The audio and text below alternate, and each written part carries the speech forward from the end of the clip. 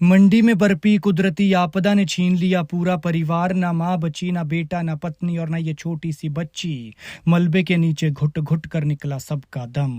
काफी देर तक अंदर से आती रही चीखने की आवाजें और फिर सब खत्म हो गए। और देवी का रूप धारण किए इस छोटी सी मासूम को देखिए, भगवान को इस नन्ही जान पर भी रहम नहीं आया।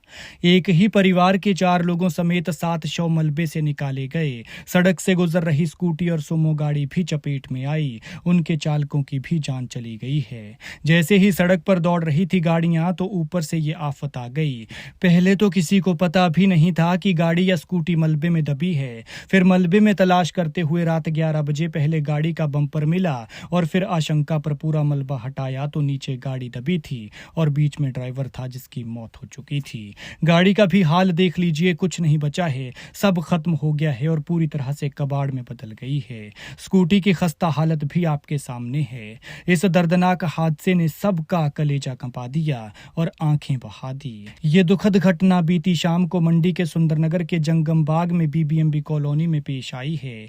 इस हादसे में गुरप्रीत और उसका पूरा परिवार मलबे में दफन हो गया। वो अपने घर में आराम से बैठे थे कि तभी घर के पीछे पहाड़ी से लैंडस्लाइड हुआ, जिसमें गुरप्रीत, उनकी मां, पत्नी और 2.5 साल की बेटी जिंदा दफन हो गए। हादसे में अब तक 7 लोगों के शव बरामद हो चुके हैं। मृतक के भाई ने बताया कि जो लोग इस आफत की चपेट में आने से बच गए, उन्होंने बताया कि मलबे में दबने के बाद काफी देर तक अंदर से चीखने चिल्लाने की मध्यम आवाजें आती रही, लेकिन कोई उन्हें बचा नहीं पाया और जब तक मलबे से निकाले जाते तब तक खत्म हो चुके थे।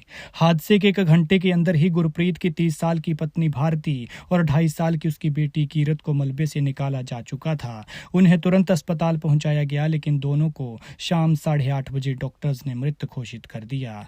बाकियों की तलाश के लिए रात भर ये सर्च ऑपरेशन चलता रहा और रात 1:30 बजे के करीब गुरप्रीत और सुबह 5 बजे गुरप्रीत की मां सुरेंद्र कौर का शव मलबे से निकाला गया।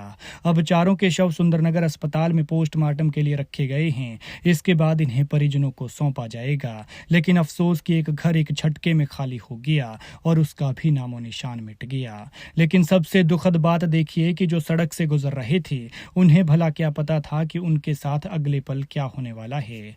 किस्मत ने उन्हें संभलने का भी मौका नहीं दिया, वरना सारी बात 1 या 2 सेकंड की थी। निकल जाते तो बच जाते। बताया जा रहा है कि जिस वक्त पहाड़ी से ये मलबा आया, उस दौरान एक स्कूटी सवार और टाटा सुमो गाड़ी भी वहां से गुजर रही थी और दोनों इसकी चपेट में आ गए। इससे डडियाल के स्कूटी सवार प्रकाश शर्मा और गाड़ी में सवार सुंदरनगर के राहुल की भी मौत हो गई। लेकिन इनकी किस्मत देखिए, मौत ऐसे भी आती है, आराम से चले हुए भी। बताया जा रहा है कि किसी को भी इस बात की भनक नहीं थी कि यहाँ गाड़ियां भी दबी हुई हो सकती हैं। रेस्क्यू ऑपरेशन के दौरान रात 11 बजे मलबे में एक गाड़ी का बम्पर मिला। इससे गाड़ी के दबने का अंदेशा लगाया गया और आज सुबह 9:45 बजे गाड़ी और उसके ड्राइवर के शव को बरामद किया गया।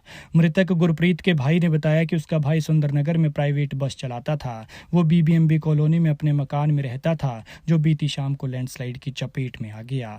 इस हादसे में बीबीएमबी कॉलोनी की शांति देवी का मकान भी क्षतिग्रस्त हुआ है और शांति देवी की मौत हो गई है। वो अकेली रहती थी। खैर, भगवान मृतकों की आत्मा को शांति दे और दुखी परिवार को दुख सहने की शक्ति